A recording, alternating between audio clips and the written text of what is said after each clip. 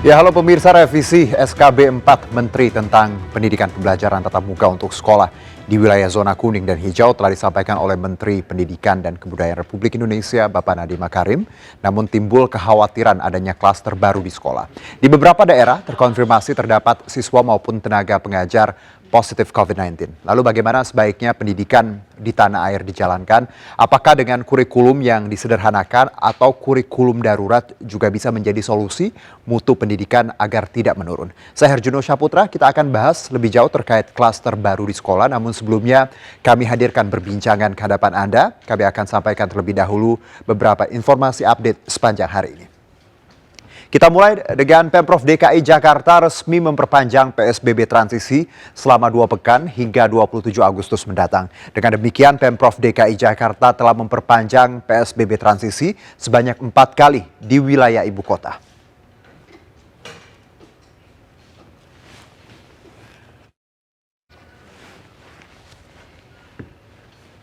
Ya, dalam perpanjangan masa transisi PSBB, Gubernur DKI Jakarta Anies Baswedan juga menegaskan setiap aktivitas sosial yang menyebabkan kerumunan akan dihentikan sementara, termasuk diantaranya hari bebas kendaraan bermotor atau Car Free Day.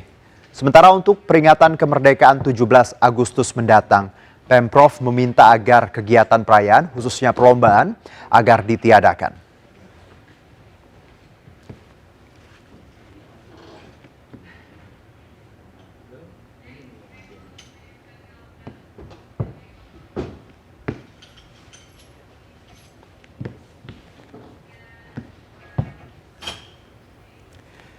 Ya, Gedung Badan Meteorologi, Klimatologi, dan Geofisika BMKG di Kemayoran, Jakarta Pusat ditutup. Penutupan dilakukan setelah hasil tes rapid puluhan pegawainya reaktif.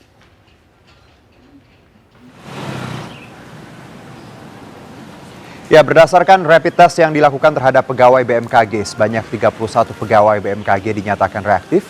Gedung BMKG ditutup selama sepekan ke depan sambil menunggu hasil swab test. Selama penutupan, BMKG memberlakukan sistem kerja dari rumah terhadap seluruh pegawainya. Meski ditutup, BMKG menyatakan kegiatan pengamatan meteorologi, klimatologi, geofisika, dan layanan informasi perakiraan, diprediksi serta peringatan dini tetap berjalan normal. Hasil pengamatan juga akan terus disebar ke masyarakat secara digital real time.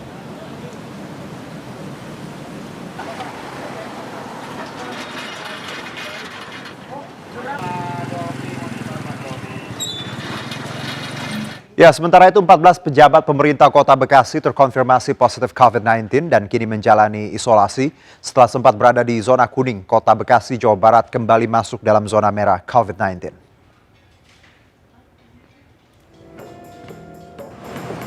Pemerintah Kota Bekasi terus melakukan tracing untuk menekan penyebaran COVID-19.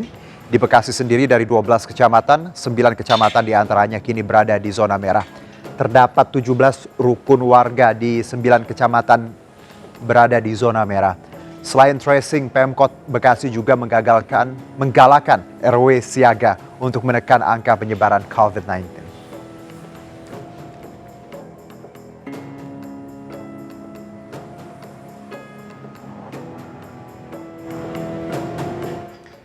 Ya, dari Jawa Timur, Pengadilan Agama Surabaya masih ditutup hingga 1 pekan mendatang setelah 7 orang hakim dan 19 staf pengadilan positif COVID-19.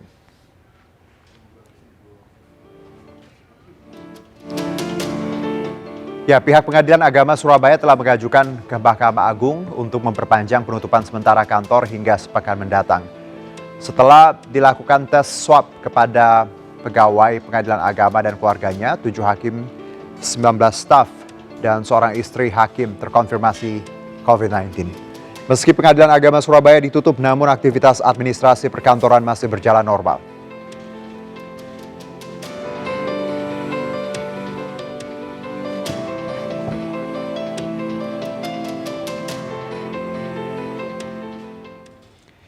Ya, meski berada dalam zona kuning pandemi COVID-19, 12 sekolah SMP dan sederajat di Padang Panjang, Sumatera Barat telah menggelar sekolah tatap muka sejak hari Kamis kemarin. Meski kondisi ini beresiko, sekolah telah mendapat izin dari pemerintah daerah setempat dengan menerapkan protokol kesehatan. Ya, satu persatu siswa sekolah di Padang Panjang, Sumatera Barat diperiksa untuk kembali memulai sekolah tatap muka hari Kamis kemarin. Para siswa sebelumnya telah mendapatkan pengarahan terkait protokol kesehatan. Untuk saat ini siswa belum sepenuhnya belajar di sekolah, melainkan dengan skema 1 hari masuk dan diselingi dengan 1 hari libur. Dari 14 SMP yang ada, 12 SMP telah dibuka, 2 SMP lain masih dalam tahap persiapan untuk mematangkan konsep sekolah tatap muka langsung dengan sesuai protokol kesehatan.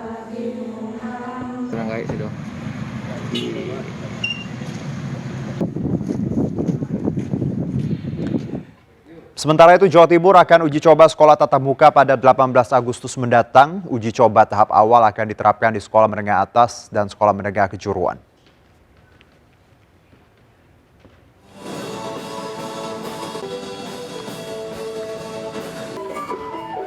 Gubernur Jawa Timur Hovifah Indar Parawansa mengatakan uji coba sekolah untuk tingkat SMA, SMK sesuai persetujuan dari masing-masing wali kota dan bupati di Jawa Timur. Uji coba juga bergantung kepada kondisi masing-masing wilayah. Untuk mengawasi jalannya aktivitas sekolah dengan sistem tatap muka, pihaknya akan bekerja sama dengan tim Satgas Penanganan COVID. Meski demikian, Gubernur tidak mewajibkan semua sekolah untuk melakukannya karena tergantung dari kondisi masing-masing kota atau kabupaten di Jawa Timur.